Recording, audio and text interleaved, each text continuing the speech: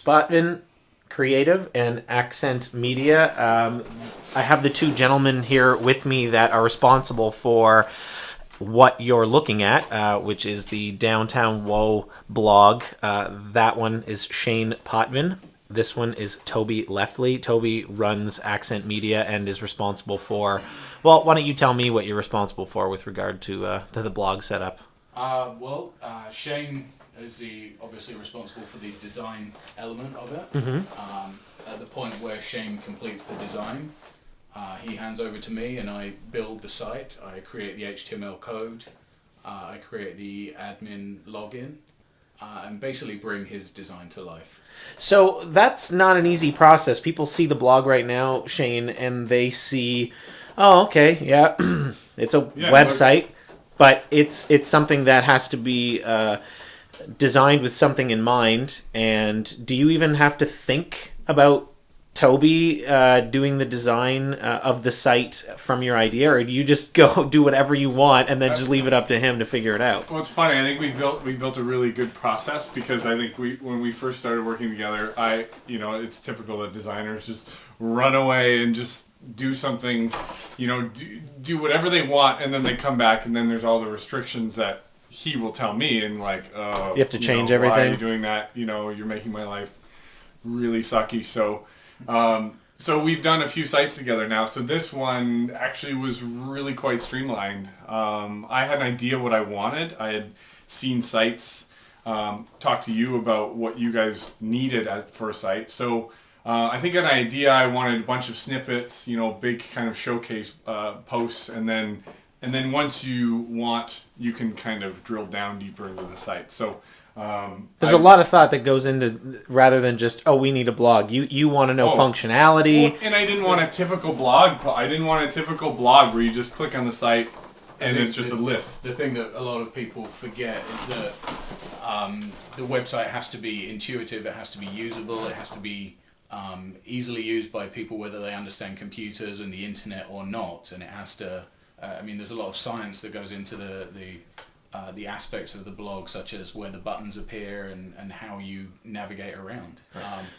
That's the bit where Shane and I really we're developing a process between us where we work together, and it's become really effective. So again, you are separate entities, companies, and you've both been involved. You've both worked your way up to being on your own and working this stuff out on your own, but you do it together because you obviously bring things together for one product. Well, the main thing is that there are a lot of designers and web designers out there that do both the design, and there's I think a separation. Sometimes people don't get the difference between the design and then actually making it work. So I don't like doing that part. Like it's a different world. I'm very I have an artistic brain, so I have a hard time with the mathy stuff. So it works great with us because I don't like to do what he does well, and it's definitely a left brain, right brain kind of thing. Yes. My design skills are fairly limited, so I have been responsible for designing and building websites in the past. Yeah. But I know that when Shane designs a site, he's taking so much more into account. He's designing it without the restriction of knowing that at some point he has to build it. So it's always more challenging when I build a site that Shane has designed rather than one that I've designed. But it's always a better result. It's always a more polished, more a better end product. And to let people know, I've been a needy customer, calling quite a bit because it was a very quick rollout to get this blog out for the downtown, and you're available, right? You send you an email and say this. I'd like an email address contact somewhere on the page, and you just you kept in touch, and we worked the bugs out, and we will continue to work bugs out as we go, and that's part of what you offer too. So it's a rolling process. We know that on day one when the site launches, there's always going to be that moment where somebody's like, hang on a minute, the site should include this, it needs to do this. Yeah. Right. It's an evolution, and we know that, we expect that. We've actually got pretty good at taking that into account and bearing it in mind when we launch the sites, so that we're not in a position where we're launching something and it's massively flawed from the start and it's impossible to fix. Show me quickly on this page here a couple of the blogs that you've designed together? This one is my site actually. Accent Media helped me develop the site. Just a good place where I can post recent projects. We're actually working on version 2 of this, which is going to be, I think, definitely way better and much more effective to showcase the kind of work that I do. What are the other ones up there? There's Art Indeed, which was one of the first ones that we worked on. Art Indeed, yeah. Yeah, and yes, Whiskers and Paws. Now, quickly, because I want it to be quick, tell me about what's the deal? Businesses are starting to do blogs. Businesses and corporations and there's a trend away from the traditional website model where you have 3 pages, home, about, contact. Businesses need to be more transparent these days. They need to be able to open a line of communication with their customers.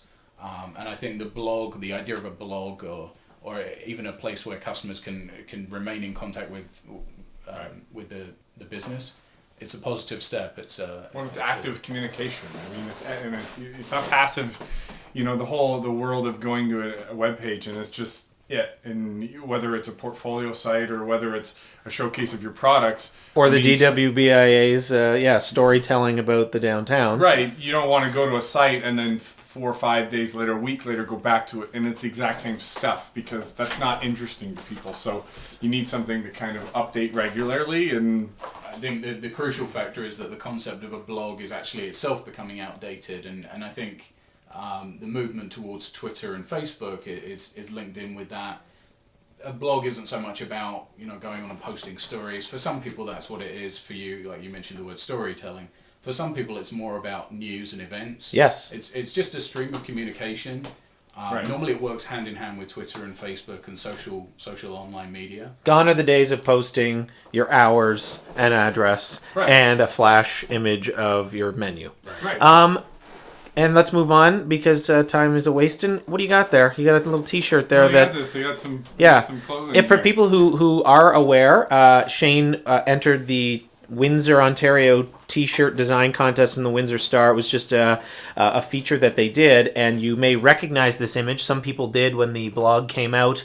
Talk about the use of the Momentum Rose on the WoW site that you've lent me. Well, yeah, I mean, Tom came to me and we were tossing around the idea of name. We had to name this blog and come up with something. And to me, I had already kind of tossed this idea around when I was doing my shirts, and WoW just sounded. It was just intuitive. It was W-O, the O being the rose graphic, and I've been hoping to find something since I've designed these shirts. And I mean, it was, if anything, of all I get from these shirts is just something feel good for the city, and something that we can own that's maybe a little more creative. And so I'd already had these stickers, like these vinyl decals made, which come with all the shirts. So it's already been seeding. It's already been getting out there. I'm seeing people have them on their guitar cases and purses and your bag and.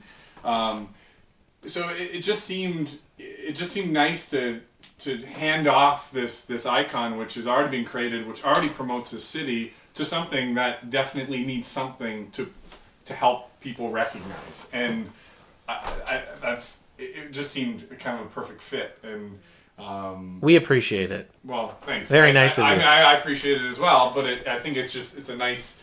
It feels right. It feels that a lot of people, I think, jumped on it because it's fresh and it's fun and it's simple. It's a very simple message, and it works. It's effective. In closing, I need you to give me your emails because this is what you do. You help people create sites and blogs and design them properly. So give your website addresses or contact information now, and that'll be it.